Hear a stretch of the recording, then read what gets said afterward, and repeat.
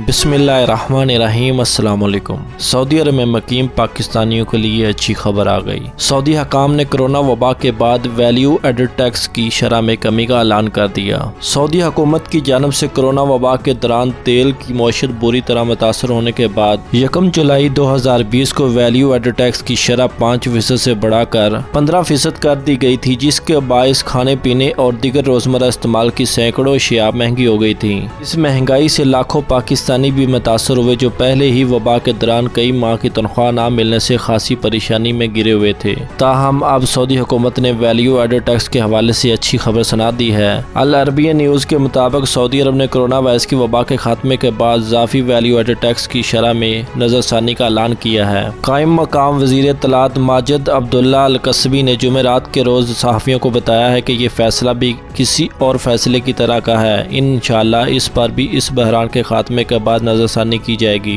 इनका इशारा corona virus की वबा की जानब था। एक ही साल के अंदर वैल्यू एडेड टैक्स को 3 गुना करने का फैसला तकलीफदा था।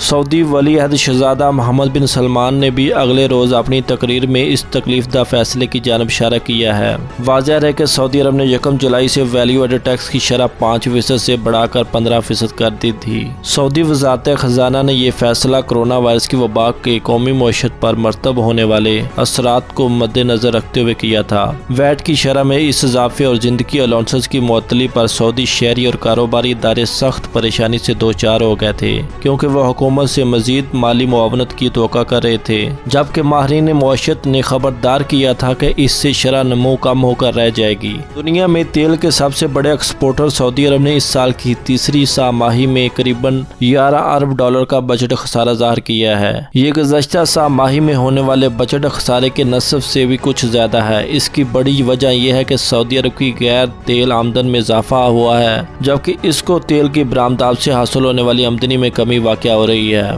और मजीद सऊदी अरब की खबरों से बाखबर रहने के लिए हमारे चैनल को सब्सक्राइब करके बेल आइकन को दबाना मत भूलें। आपके कीमती वक्त का बहुत शुक्रिया। अस्सलाम वालेकुम व रहमतुल्लाह।